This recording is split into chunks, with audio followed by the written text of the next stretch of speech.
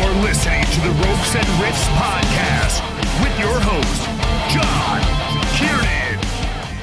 The one and only Lince Dorado, because there's only one of you, and there should only be one of you. No one can be you, and no one should try. No one can even come close. Nobody can be the 2010 and 2011 Mr. Puss in Boots, Lucha, Lince Dorado. That's right. There's only one. There's only one. It's so good to talk to you again, my friend. It's been a little bit of a time. How's the family? How are the kids? How's everyone Everybody's doing? good. You know, my boys are in school. My oldest daughter actually just graduated school, so she's no longer attending school anymore. It's kind of weird. She's going to do college though in January. And then you know, my babies, my twins, they just went down, so they're doing great. You know, everybody's doing great. We're blessed, man. I can't really complain. I did shave, as you guys can see, a little bit. So I did that like 3 days ago, just to be funny. Honestly, I'm not gonna lie. I just did it to be funny, and nobody found it funny except for me. I was gonna say, do your kids come home sometimes and they're like, "Hey, you know, what would happen if we removed the facial hair?" And you're just like, "You don't want to do that, but maybe I will." Well, Or is it for a always while, thing? yeah, for a while, my sons were like, "You should grow a goatee. You should grow a goatee," and I'm like, I don't know, man. Like, I don't think I look right with a goatee, so I did it randomly. Well, one, it was getting like too crazy. I wasn't maintaining it. I should maintain it, but I wasn't. And then I think I just had that like Britney Spears moment. It's like, I'm gonna shave it off, but before I do, let me try all these different facial hair, goatee, a mustache, all of them before I ended up was like, you know what, let's just shave it all off. We'll grow it back, but start brand new. But I'm looking at my camera, dude. I look so weird. I look like a 2005, 2006 when I first started. Lince is weird. I don't know. Yeah, it's crazy too. And for me, it's the same thing. Like, I've had the family say, "Oh, why don't you shave everything at one point?" And I did, and I went down like 20 years. Like, I looked like a baby. Yeah, And I'm just like, even if I just trim it up, it looks okay. I yeah. also had hair for years that was like past my elbows when I was performing a lot. And, you know, we say it's a Britney Spears moment sometimes where it's just like, "Oh my God, you just removed it one day." Dude, one day I woke up, it was like a Monday or whatever. And I'm like, I wonder what this would look like. All right. But I remember hopping on the phone with my mom and my wife, and they were just like, "Oh my God." Then they were asking me, like, "Are you okay? Like, is everything Yeah. okay in your life?" I'm like, "Dude, I promise. It's fine. It's time for a change, baby." That's what it is. Yeah, I had to go pick up my son at school the day after I did it, and he was not happy. And also too, the person at the desk was like, because he didn't come to me right away, he didn't recognize me right away. It's been honestly almost like 10 years since I actually shaved it all off, I guess. And the lady was like, "Do you not know this guy?" And he's like, "Yeah, I do. He just looks weird because he doesn't have hair anymore."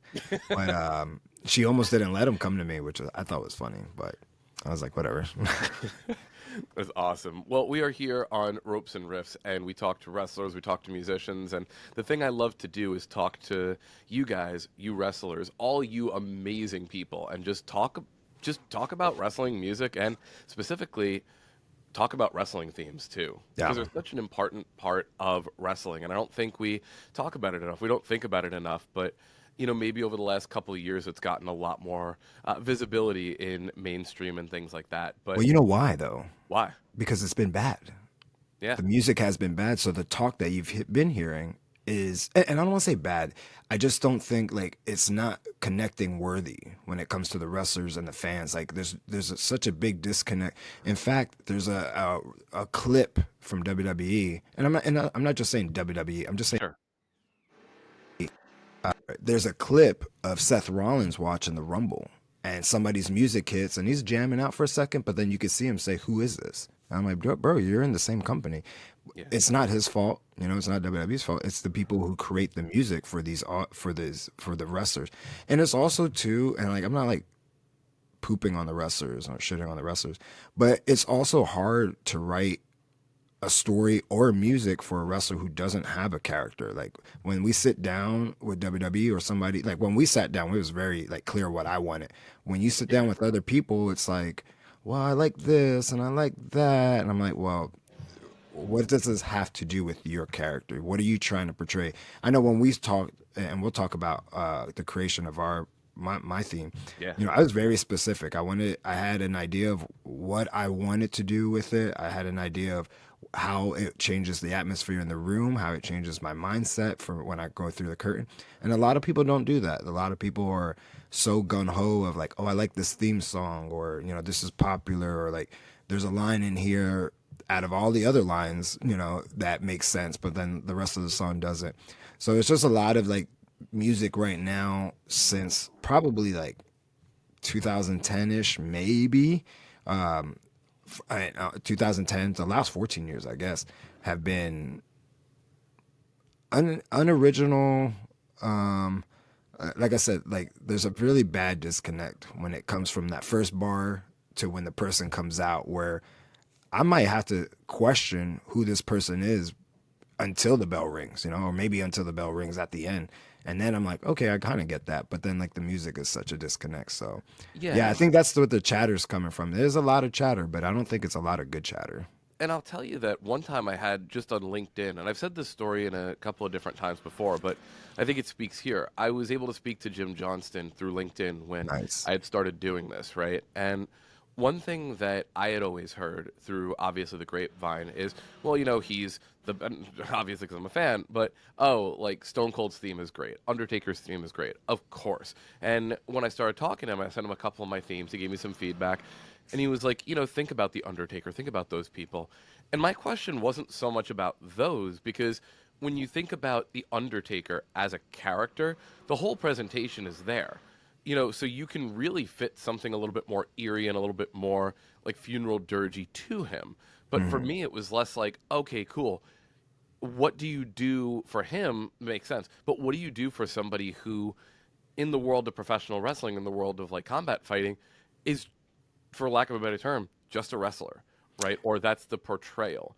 And I remember that he told me at one point, he goes, everybody is unique and everybody has a story. He goes, you have to find that story because that's what makes the people unique. And, you know, I would bring up like a Daniel Bryan. I was like, what do you think? Bryan Danielson, obviously in AEW as of this recording, but how do you do someone like that? He's just a great wrestler. How do you do someone like a Steve Blackman is, you know, some of the people I was going to.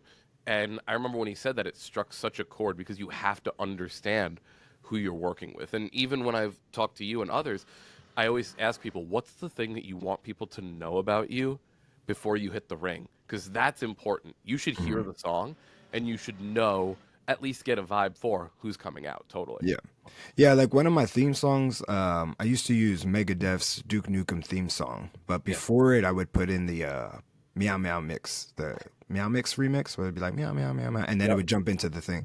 And I just remembered when I first started in 2005, 2006, El Generico had the ole ole ole ole ole ole, and then it went into his song. And I remember Gabe Sapolsky was like, the only guy on the indies right now that has a theme song, because they know who's gonna come out, they know who it is El Generico, because of the way that it fit his character. So I wanted to replicate that with all my music moving forward. So it started with the Meow Mix into the Duke Nukem, and then it always had like either my voice or a tagline, because again, for me as a luchador, it's important for people to understand like my face, my eyes, but also to understand my voice. So, you know, at any moment that I'm allowed to talk or do a promo or play my music where they can hear my voice, like they know like, oh, that's Lince Dorado. Because we don't have that luxury anymore of having those sweet entrance videos of showing the character, the moveset, you know, before the entrance. We don't have that anymore. So we have to create like this atmosphere, this captivating image of persona and aura that we have in the 30 seconds that we have to get from the curtain to the ring. And with the music, with the presentation of the gear and the swagger, like, you know, the confidence, it all comes as the total package. But going back to what you were saying, like, if you're just a wrestler, like, what are you going to do? Your music hits, you just walk to the ring. You don't have any, you know, moment or a cue in your music that, you know, the beat drops or something, like we're like, okay, now I'm coming to be, you know, this good guy. Now I'm going to become an ass kicker. There's no transition in that. And it's just music right now. Yeah. Like there's some music out there right now that I'm like, oh, that's pretty good. But I'm 20 years from now, 30 years from now, nobody will care. But we're still talking about all the music from like the 90s, Attitude Era, even like the crappy WCW ripoffs. Like some people are still, they're bangers when it comes to, theme songs. But yeah, they're just like, it is hard when you're just a wrestler. It's hard for the writer and it's hard for the composer just to create something for the wrestlers, because you're really doing an injustice, they're doing an injustice to themselves, and like you're just kind of going with the flow, just creating this something, this music just to like make them happy. But at the end of the day, is it really contributing to their overall aesthetic as a professional wrestler? Most likely not. And I remember that when you and I started working on Lucha Lit, you and I were talking a lot about like who you saw yourself as. And one of the things I always appreciated when we wrote that theme was you have this idea of who you are and who your character is, and it's very defined.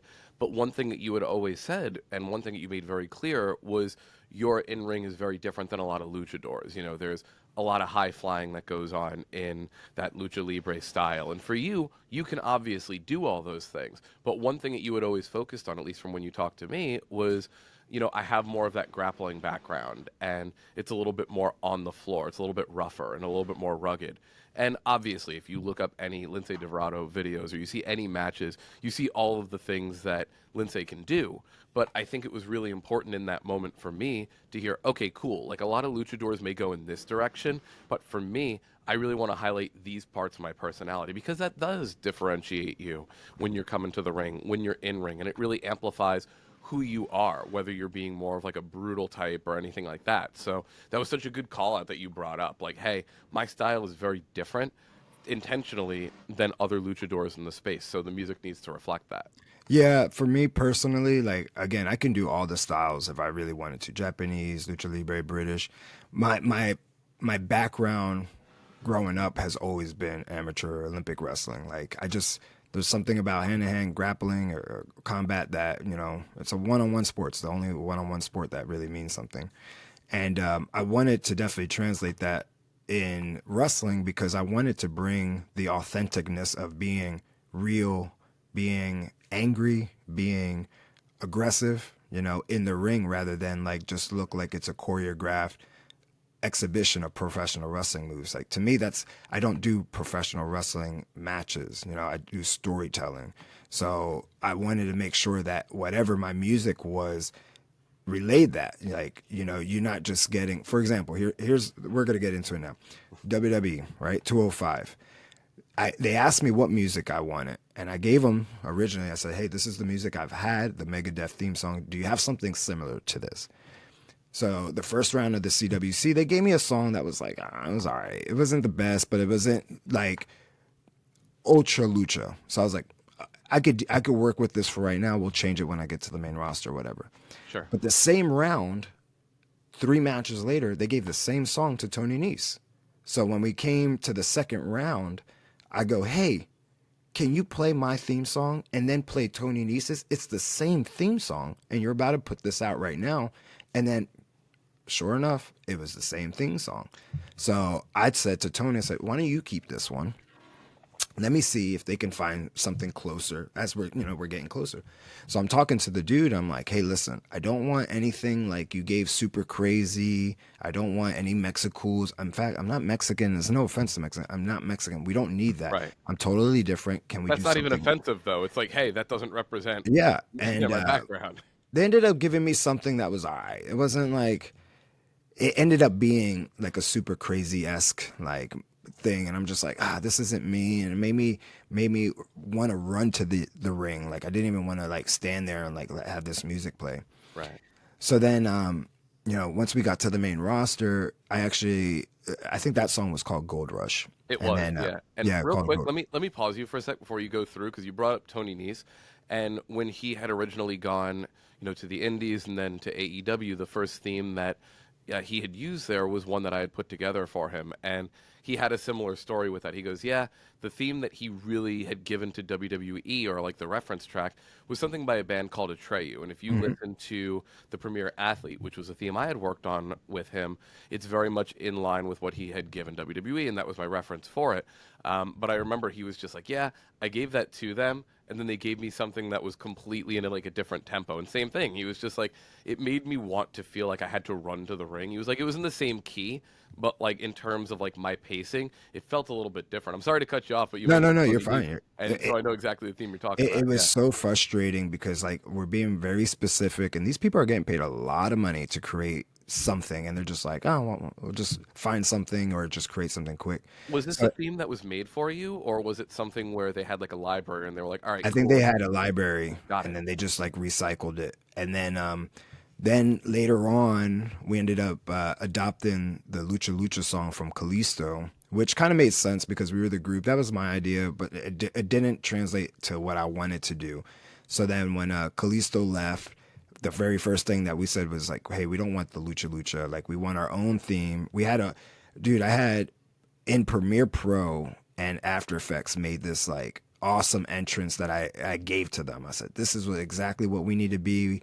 Like, I just need you guys to create the theme song similar to this. And nothing. Like, they did it, but then like it was not what we wanted. And it was like another thing. Like, I just felt like I had to run to the ring, and I was just like not happy about it. I kept telling them, it's like, yo, we bring the energy, but we don't need to be energy the whole time. Like, Sure. it's cool to like, if we bring the energy, we never are able to have a switch. But if we're in there like cool, calm, collected, and then somebody grabs our mask or whatever, like now we're able to get mad. But Right. how can I get mad if I'm just like so jolly all the time? Like, it doesn't work that way, in the real life. Sure. So that's when once I left, I asked for my release, and once I left, that first song, dude, by Necro, Head Split, it just hit me so hard because one, I was like, that's how I felt all the time. Not that I'm an angry person, but like, I don't want problems, but I don't mind problems either. I don't look for them. But like, for some reason they look for me, and I'm like, all right, well, I guess we got to do what we got to do. Like, it makes me, and that song just put me in the tempo where like, I'm just walking and I'm just like, okay, I'm vibing for this. Like, I'm head bopping, like boom, boom, boom, boom, boom, boom, boom, boom, boom, boom, boom. And it was like something about that bass and that piano. I love the piano and violins. I mean, I'm getting goosebumps just thinking about it. Like, I love it. I just like the way it sounds. It sounds hard but elegant at the same time. And I was like, I'm hard and elegant at the same time. Like, that's me. But obviously, knowing me, being a businessman, I was like, well, if I gotta go and do these shows outside of WWE who have like TV or copyright, they're most likely not going to play my entrance. Now, I want to make sure that my entrance gets played. I want to make sure that everybody can use my music, whether it's TNA or AEW, which I did, right? And it was super important for me that was the theme. And going back to what we were saying, like, yeah, I don't wrestle like everybody else in the Lucha Libre community. So that also means I should come out different. Of course. And the music is very different. A lot of people, like, I always tell people that I'm like the Pink Panther and the most interesting man in Lucha Libre. So there's a lot to be desired. There's a lot to be uncovered. There's a lot that you know, but there's a lot that you don't know, that now you're so captivated that you have to watch.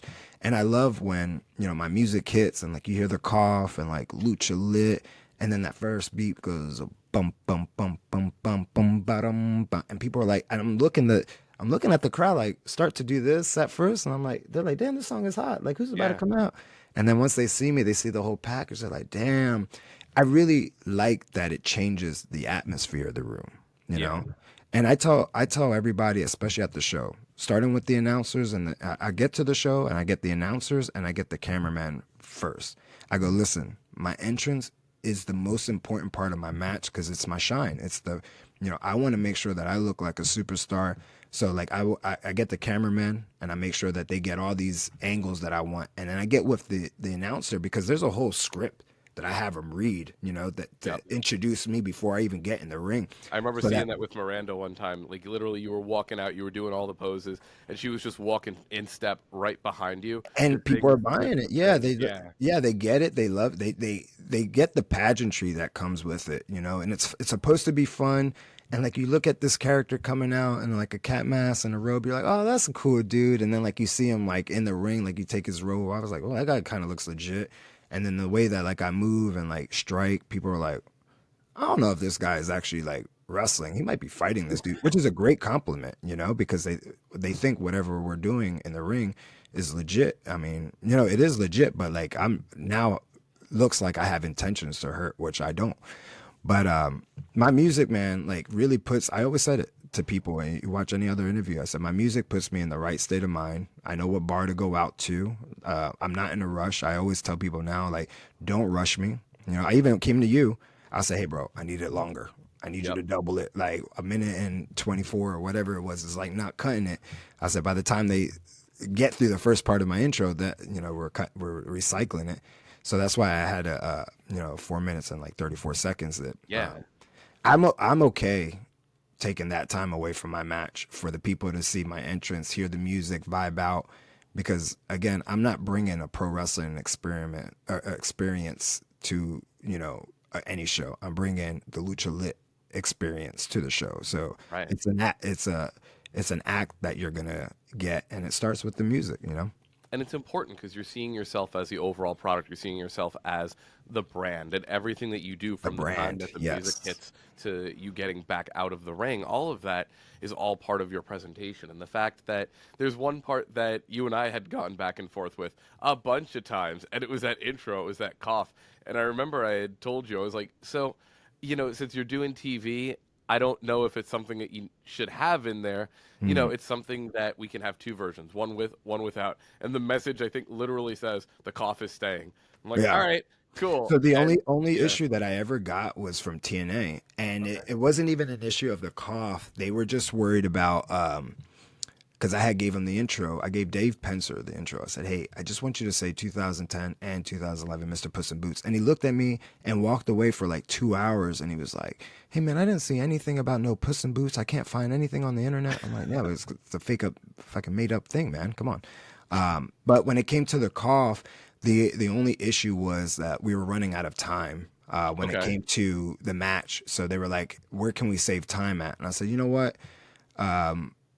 Just take the cough out and just make sure that my music hits. Like I actually have some music, like my music. Don't give me no generic. I won't come out. I told him straight up. I said, I won't come out. Like, I won't. Like, thank you for your money, but I won't come out. Like, I'm okay. Like, I'm not a mark for money. I'm not a mark for like matches. I'm a mark for my brand, like you said earlier. Like, I want to make sure that my brand is always represented correctly and right. And so far, I mean, like AEW and TNA has hooked it up when it came to like honoring having my music on the program, which is great. But I never really ever had any other issues. Nobody ever said anything. But like I said, if TNA and AEW were able to use it without any issues, everybody else should be able to. Of course, yeah. And I remember on Twitter, someone had mentioned it. Someone was just like, that cough is gold. And they tagged Mikey Ruckus over at AEW. He goes, that was John. And I literally posted, I was just like, yeah, Lince and I went back and forth on that for a while. And, it's the best to see it. And you were just like, I know who I am, man. Yeah, I'm very stubborn, man. I'm very stubborn. I know I can be.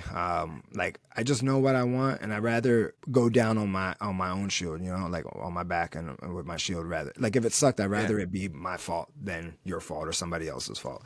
I'd rather know that my idea works or is working rather than like, because I've taken so much advice, good and bad, from people who've made a lot of money and people who've made no money, and at the end of the day, I'm the only one that's going to back myself. I'm the only one that's going to be there and be like, hey, that was a good idea, or hey, that was a bad idea. Because at the end of the day, like I said, I'm the only one that I respect my opinion. I do respect everybody else's opinion, but I wouldn't put people in certain situations or places in my life if I didn't respect their opinion, But sometimes I just have to go with my gut feeling. And I think that gut feeling was like, keep it. It's my El Generico meow, meow, meow mix.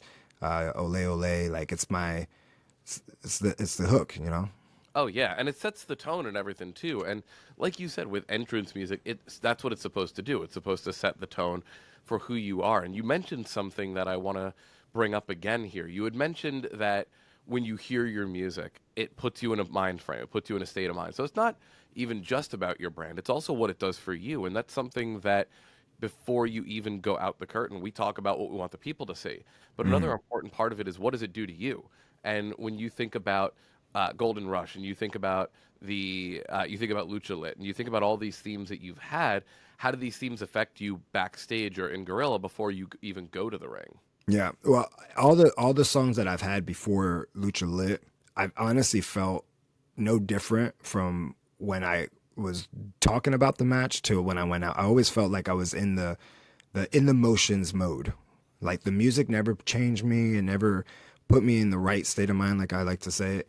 And then it was because it wasn't me, you know, it wasn't my music. It wasn't the one that got me to the level in the right state of mind that I need to be to wrestle. Like sometimes in wrestling, you need to be relaxed, but sometimes you need to be aggressive. And like, so, I'm naturally an aggressive person. I'm very calm, but like I'm down. You know what I'm saying? I'm down, always down. Like say the word, I'm down.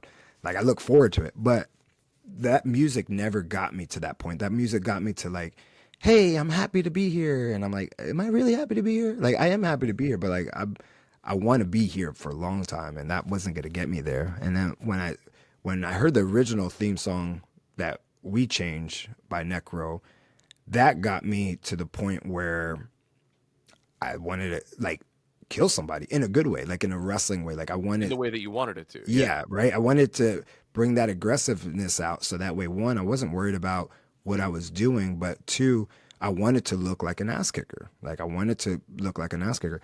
I actually used that same song by Necro at all my jiu-jitsu contests, like to listen before I went out. And it wasn't like, oh, I'm going to go out there and kill this guy, but like, I'm going to go out there and not get killed, you know? So like, there's a mindset to that, that level of like, primal instinct of just being there, man, just being there and ready. And that song gets me to the mindset of like, I'm now treating this no longer as a professional wrestling match, but as a fight. And that's what I feel like we've gotten away with in wrestling, is like making it real, making it look real, making it look like somebody's in jeopardy. And like, I don't sell motion, you know, I sell emotion. At the end of the day, it starts with the entrance and the theme song. So got me in the right state of mind.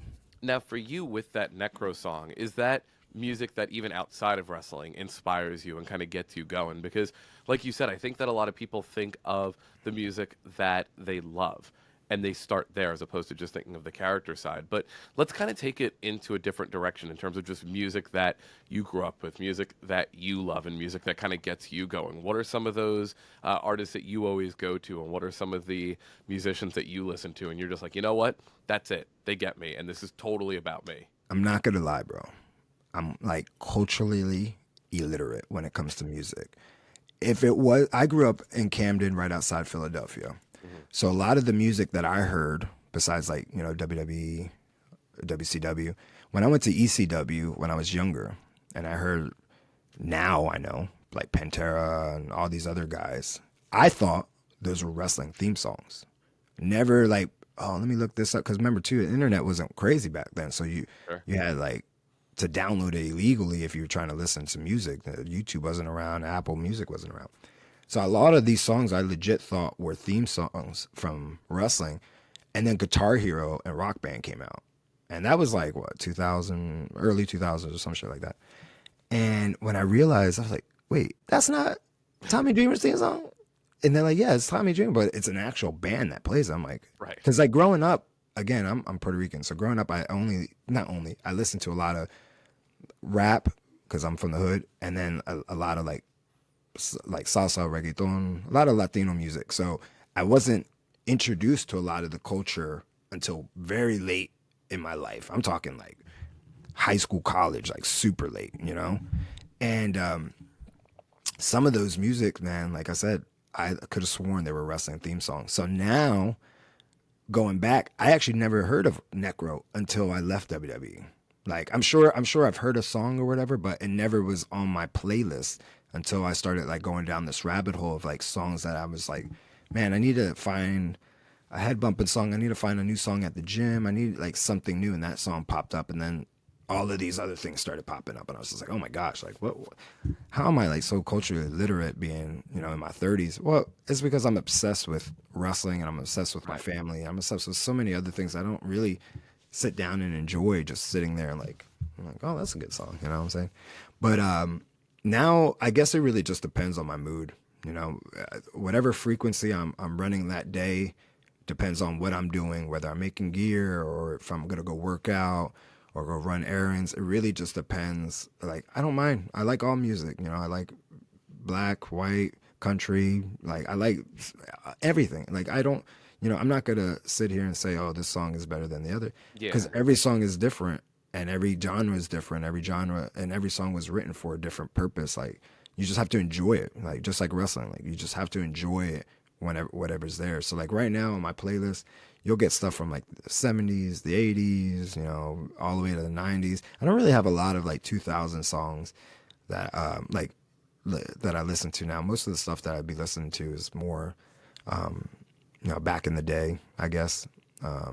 But now I just like also too just try to be more positive, like listen to songs that like uplifting and like move me, because I know if the slower the song, the less I'm gonna want to move. I know that for sure. Yeah, and it's so true too, though. Like the different things that you do in a day, or the different bodies you represent in a day, right? They're all gonna have different things that you do. If you're just in the mode of it, you gotta have something that keeps you going. It's funny though that you talked about Pantera, because obviously we all know Rob Van Dam's theme was Pantera in ECW, and you know it's funny to me because when I started getting into doing the wrestling themes, excuse me, when I had gotten into doing the Airball. wrestling themes, it became a whole thing of like, wow, there's all of this music that people love. And it's like, where do we even start? And for me, I come from a background of just listening to lots of music. But for me, mostly is like heavy metal, hard rock, those kinds of things. And so for me, starting to figure out different styles and, you know, even have something like Necro, it's like, all right, cool. Can I do that?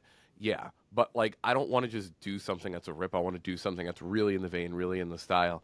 And but if I'm in the studio, I'm listening to references doing that. If I'm just driving and I'm trying to figure out, okay, cool, I'm going to pick up my son or whatever, and it's like 10 minutes, I'll put on probably some heavier stuff or whatnot, just something there. If I'm working, it's all lo-fi, and it's like you said, depending on what you're doing in the day. And being a dad too, that's when like those like real emotional country songs start hitting you. The ones where they're just like, hey, they're riding a bike and then they're out the door, and you're just like, damn it. Duh. Come back. I tell my kids, like I said, my daughter just turned 18. I was like, you can live here forever. You know, I don't really care. Yeah. And then, but I know she's already at that point where she's likes to go out and do this. I'm like, I can't say no anymore, I guess, right? Make sure your room is clean, damn it. But yeah, it's music right now for me at least has definitely, because I know I like talk a lot in my head to myself. So like a lot of times I need a distraction from having a conversation with myself. So I'll put on some music. But honestly too, I like having some songs that don't have words. Like there's a lot of Yeah. like Bruce Faulkner, I think that's his name. He does a lot of the Dragon Ball Z music, but he's got an album where I felt like every song did not have words, but every song told a story. And I'm just like, God dang. Yep. Like, yeah, it just like hit hard. And I was like, I like that. And I like reggae. I do like reggae. I like, you know, just mellowing out. Like I said, I feel as if I'm a very high strung. I'm very like go, go, go, especially in my head. So anything that can like calm me, put me at a, you know, lower frequency just for a little bit, you know, because I definitely function at a very high frequency. And when I crash, man, I crash. Yep. You're basically just like days over, couch. That's it. Yeah, Totally. done. I'm the same. Yeah. And I think that kind of tying it back into the themes and stuff too, I get a lot of wrestlers asking me for lyrics, which is great. I can do them. I bring in vocalists. Sometimes I do the words on my own too. But I always ask them, I go, when you have lyrics in your song, you have to understand that now that we're in this age where everything is streaming and there's more announcers, and the announcers do a great job nowadays in every Hmm. promotion of putting you guys over. I think that sometimes the lyrics get in the way because Yeah. then what's happening is for the people in attendance, you can go ahead and you can have them hopefully understand the lyrics through the speakers and what's going on, but a lot of the times lyrics can get in the way of what the announcers are trying to do. You have these two voices talking back at the same time. And it kind of speaks to what you're talking about is sometimes you don't need vocals, you don't need lyrics in order to get the message across. You can have these awesome songs that are instrumental and still sell the narrative that you're trying to, or put you in that mood that you got to. Like even with your theme right now, we don't have lyrics outside of like the intro words that you have, even in the redone version, which you've started using recently too. Mhm.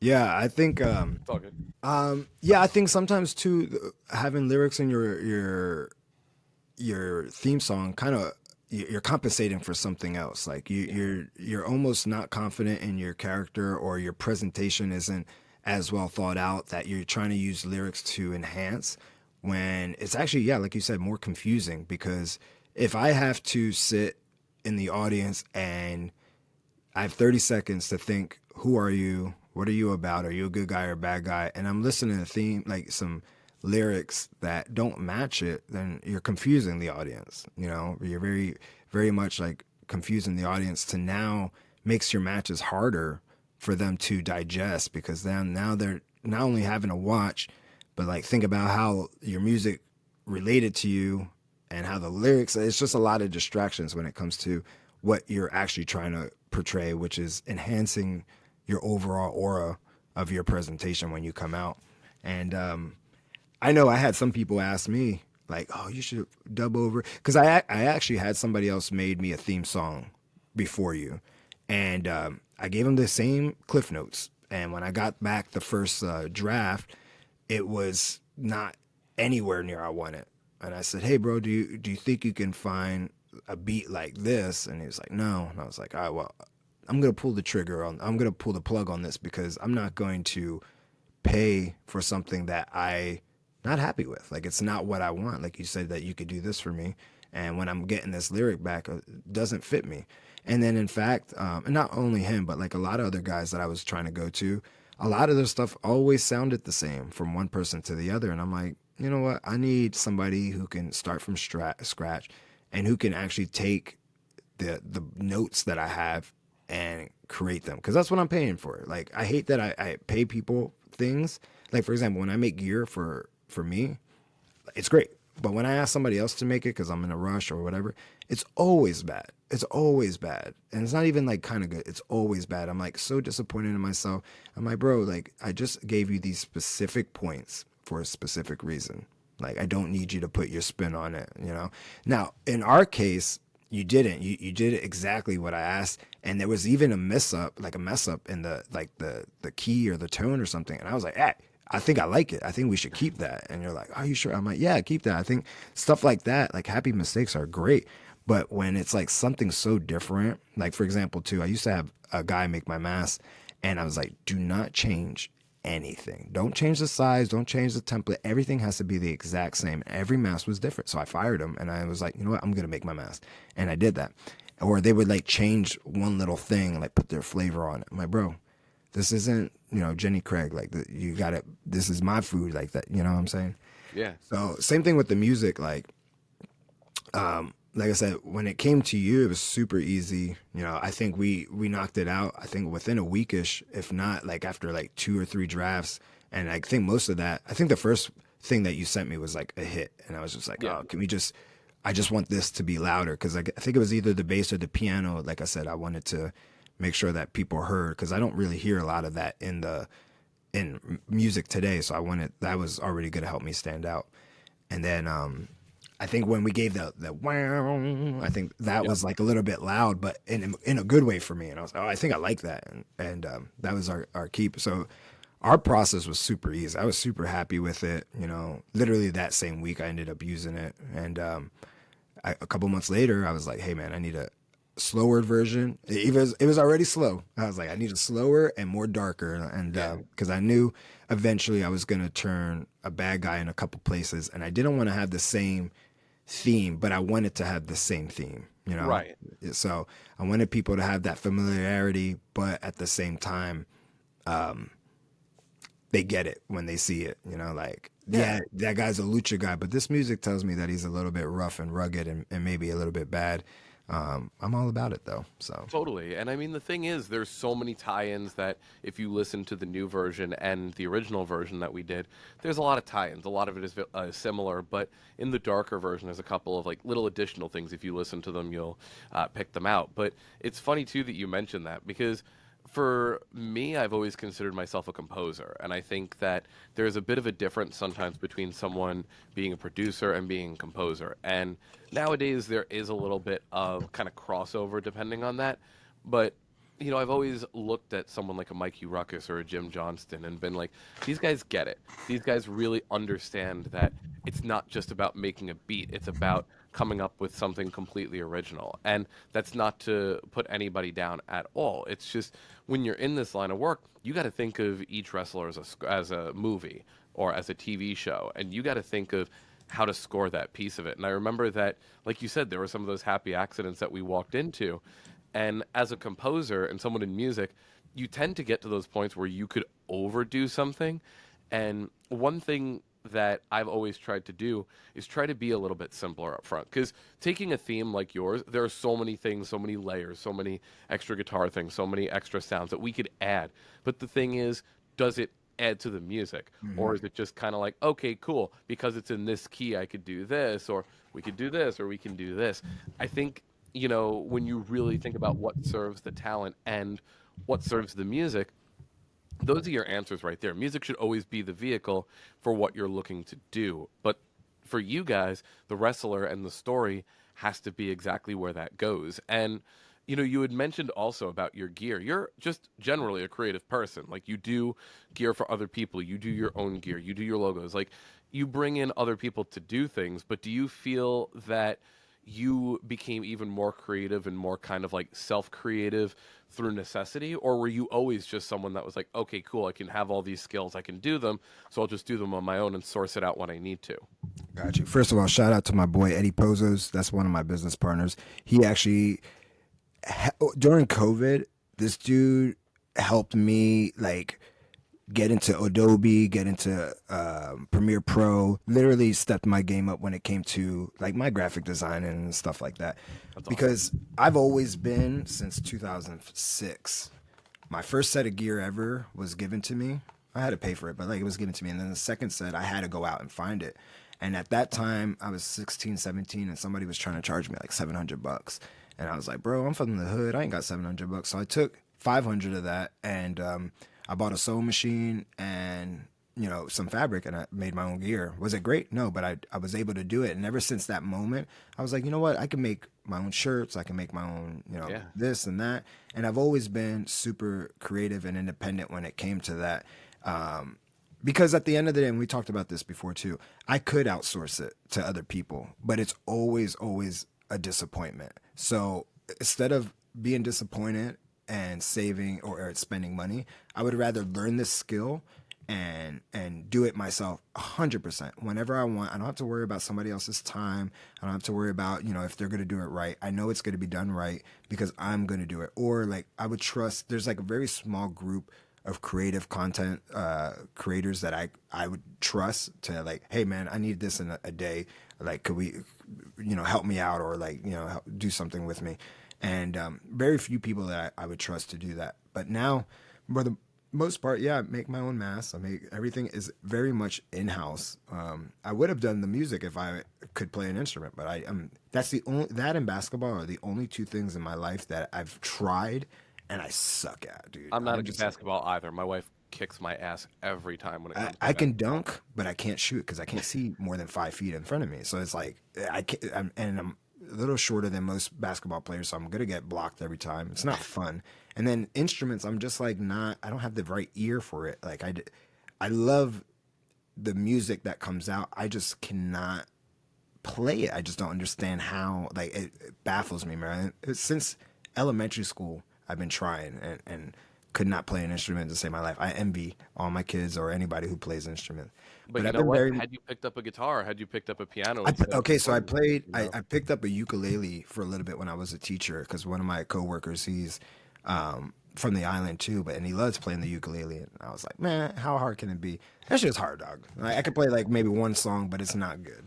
I just don't have, like I said, the ear for it, or I see and hear the final piece already, and I'm just like, how do I can't produce that for some reason, so I get frustrated, and I just like, I'd rather not get frustrated. But yeah, I'm very independent right now when it comes to my gear, when it comes to even my clothing, shoes I make my own sneakers sometimes now. Like, again, I'm very frugal, man, and it's not, if you're in wrestling, it's not about spending money, it's about saving money. And if I can save it by doing it, I'd rather just do it myself. And I actually like to, when people ask like, oh, where'd you get that? Or who did that for you? And it's like, oh, I did it. And they're like, oh man, can you do something for me? And I'm like, no, I can't. Like, that was my issue before too. People would always ask, cause I make these tracksuits and stuff. And they're like, yo, where can you make me one? I'm like, no, because then there's going to be 2 fly people on the earth. Like, what makes me different now if you have it? Like, it just doesn't. Sure. And that's my always thing, like always just being different, sounding different, looking different, being different, and very independent when it comes to stuff like that. That being said, though, you have also made gear for people like Bailey and things like that, probably people that you're close with and you resonate with. But it's cool to see that you've taken these skills and, you know, when you choose to, you can also parlay them into other people as well.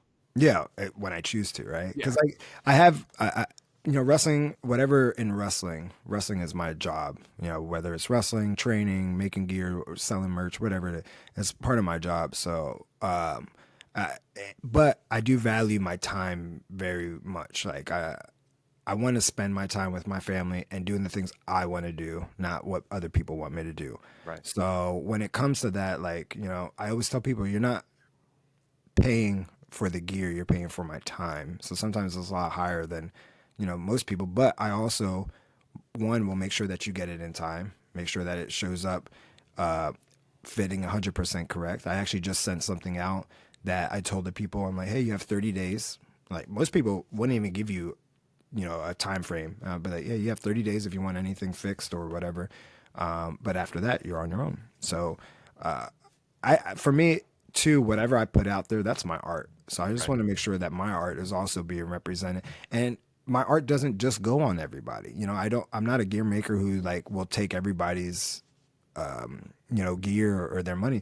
In fact, I only take about 4 or 5 projects a month. Some of them are returning, some of them are not returning.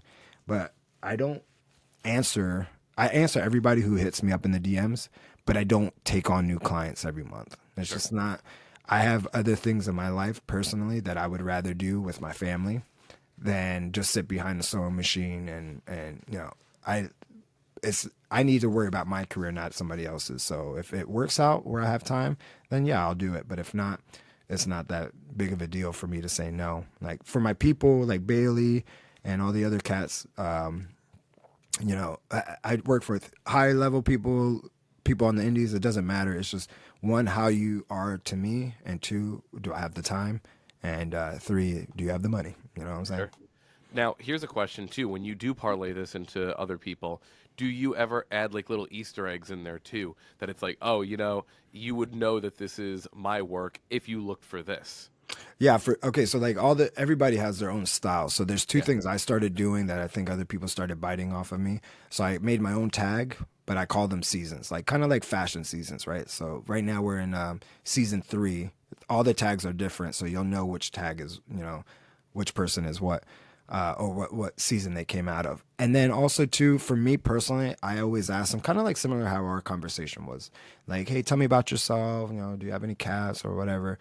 For example, Bailey had asked for some gear in Mexico. She wanted to do some Day of the Dead thing. I was like, that's cool, yeah, I like that, you know, we'll hook it up. But on her gear, you know, she never gave me like a concept. So it's like, all right, cool, I'm gonna riff this and, you know, make it fun, make it cool. I knew she had 2 cats, so I made 2 small cats in the sugar skull style and put them on her waistband. And I didn't tell her about it. You know, I didn't say anything about it. I never tell anybody about the Easter eggs. Like, that's what the Easter eggs are for. Right. So when she got them, she was like, dude, these 2 cats are dope. I got 2 cats at my house. I'm like, yeah, that's what, you know, that's why I put them there. Now you'll remember your 2 cats instead of worrying about like, is my match going to be good or not? Like, no, just look at the cats and have fun and realize. Even my old gear in WWE, I had at the time I had 4 kids. Now I have 6 because I have twins. But I had 4. by the way, on Thank that. you, That's thank you. awesome. I had 4 cats, cat heads on my tights, and they were small, but like kind of like Bret Hart's hearts.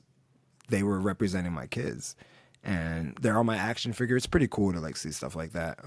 But for other people, yeah, I'll put the tag definitely helps know that it's me, but also whatever Easter egg, and I don't ever post about it either because it's just for them. If they want to post about it, they can. I think Bailey, I think she did, but for the most part, yeah, it's just for the consumer, the customer, and just try to have it's art that you're wearing. You're not wearing gear, you're wearing art.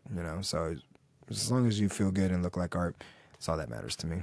Yeah, and every now and again, if you listen to some of the themes that I've done, every now and again you'll hear a little Easter egg there too. Sometimes it'll be a little quip from something maybe, or like what we call in music and when you improvise, like a little quote from something else, Yeah. maybe like a few notes from something. One thing when it came to a friend of mine, Mercedes Martinez, we've done a couple themes together over the couple of years, and whether she was working with Diamante and the No Pas one, whether it was her other themes that we had worked on, there's something I've started calling the Mercedes theme. And if you listen to all 3 themes kind of together or separate, but you kind of listen to the little theme that's in there, it goes through all of them. And there have even been times before she's like, I like it and I can understand it. But again, someone who's necessarily not like musical, but they kind of catch the little things. And so long as everything else works and really fits that vision, there are those little pieces where you can hear in her theme, okay, cool, this is the one that's gone from when she went to TNA Impact, then went to AEW and had this, then all of a sudden, okay, cool, we parlayed this into the Diamante Mercedes theme, No Paz. And you hear these little things just like carry over between them, and it adds a little bit of an extra through line. So it's like in any of these creative things, you can always add these little Easter eggs based on the people. It's fun, and if you're in that creative space,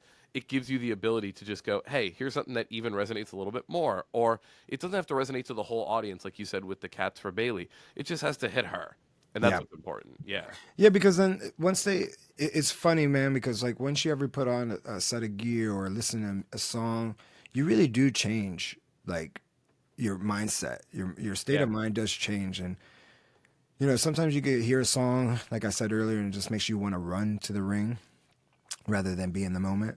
And then sometimes it's like, man, look at this song. I'm vibing out. Look at my gear. I look cool, man. Like I'm cool. I'm happy to be here. I'm present, right? Yeah. Some songs make you feel present. And then like some songs just make you feel like I want to get the hell out of here, man. Like and a lot of my theme songs in WWE made me feel like that. And I get it. Like WWE is not a wrestling company; it's a movie company. Sure. But if that's my trailer, that trailer sucks. You know what I'm saying? Like, give me a better trailer, man, than that, because the audience ain't gonna buy this ticket to go see this. You know what I'm saying?